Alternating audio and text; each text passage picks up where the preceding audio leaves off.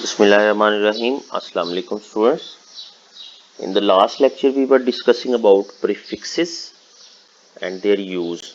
Hopefully you might have learned that question and also have written in your register as a short question.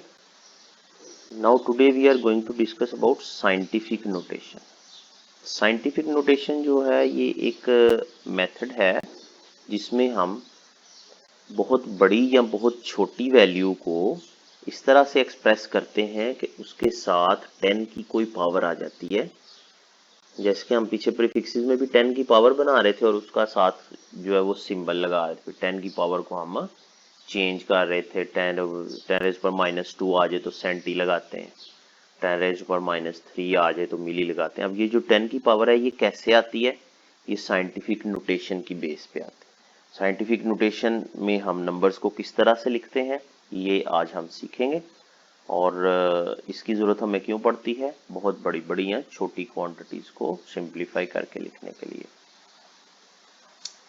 तो सबसे पहले इसकी definition देखें। In scientific notation a number is expressed as some power of 10 multiplied by a number between 1 and 10. 1 से 10 के दरमियान में किसी नंबर के साथ अगर 10 की कोई पावर आ जाए तो उसे हम कहते हैं साइंटिफिक नोटेशन। एग्जाम्पल के तौर पे ये देखें, जस्ट सपोज हमारे पास ये एक नंबर है 62750। अब इस नंबर में पॉइंट नहीं है। पहले तो आपको पता होना चाहिए, मैथमेटिक्स आप पढ़ते हैं, आपको पता होना चाहिए कि अगर किसी भी नंबर में पॉइंट ना हो तो उसका पॉइंट जो है वो एंड पे होता है। इसका डेसिमल एंड पे है 0 के बाद, क्योंकि हम लिखते नहीं है आमतौर पे अगर मेंशन ना हुआ तो। अब इस यहाँ से पॉइंट को हम शिफ्ट कर सकते हैं आगे। हर एक डिजिट के बाद पॉइंट जो है वो शिफ्ट किया जा सकता है। पॉइंट को जितने डिजिट्स हम मूव करेंगे लेफ्ट साइड पे 10 की उतनी ही पावर हम इसमें लगाते जाएंगे। जैसे कि यहाँ पे देखें ये 10 रेज़ पर 3 क्यों लिखा हुआ है, आप गौर से देखें तो इस नंबर में से अगर पॉइंट को हम 0 से इधर 2 और 7 के दरमियान में लेके आते हैं, इन दोनों डिजिट्स के दरमियान में अगर लेके आते हैं तो इसका मतलब हमने पॉइंट को 3 डिजिट्स मूव किया है। ये 3 डिजिट्स आगे लेके आए तो 10 रेज़ पर 3 आ जाएगी। इसी तरह से अगर पॉइंट 6 और 2 के दरमियान में लाएंगे तो इसका मतलब ये हुआ कि हमने पॉइंट को 4 डिजिट्स मूव किया है तो 10 रेज़ पर 4 आ जाएगी। अगर पॉइंट को हम इधर 6 से पीछे ले आते हैं तो पॉइंट को हमने 5 डिजिट्स मूव किया।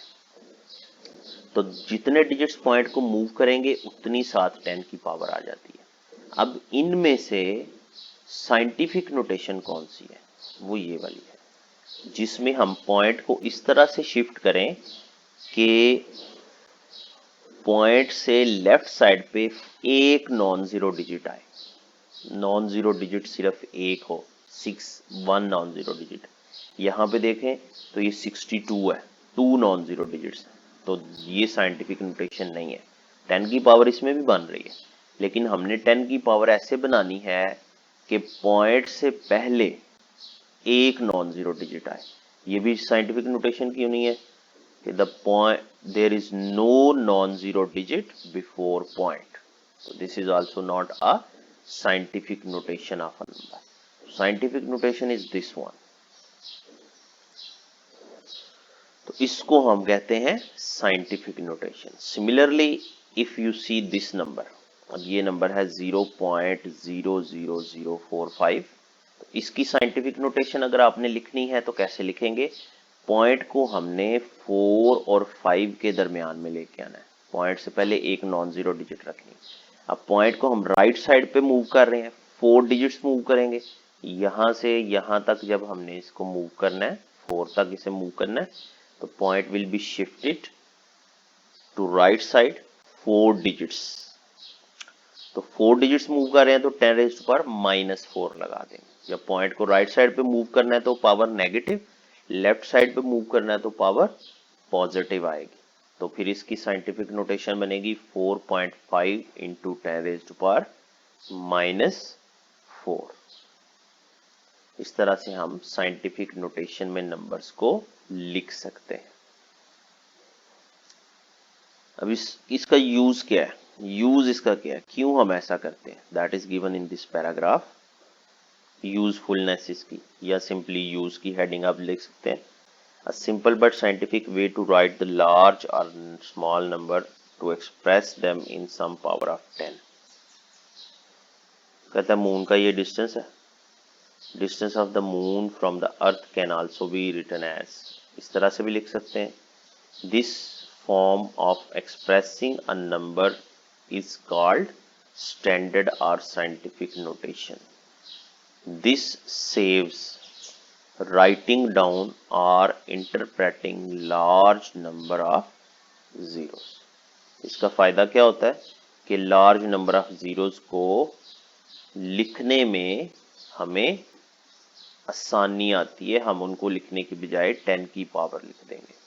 तो ये वाली जो लाइन है ये आप यूजफुलनेस के तौर पे एग्जाम्पल के बाद मेंशन कर सकते हैं। और ये जो ऊपर लिखा है ये ऑब्जेक्टिव के लिए आप इन्हें याद रखना कि मून का डिस्टेंस कितना है, ये अक्सर पेपर में आया होता है क्वेश्चन, मून का जो है वो अर्थ से डिस्टेंस कितना है। तो इस तरह से डिजिट्स में भी यूज याद रखना है आपने, और ये भी रखना है 3.84 10⁸ metres.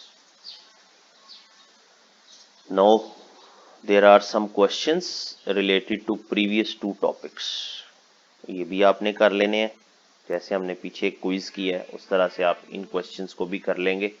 These are very simple, और इनको आप इजीली जो है वो सॉल्व कर लेंगे। If you would be having any confusion you may ask me later, and we'll discuss next lecture in the next topic. Thank you. Allah Hafiz.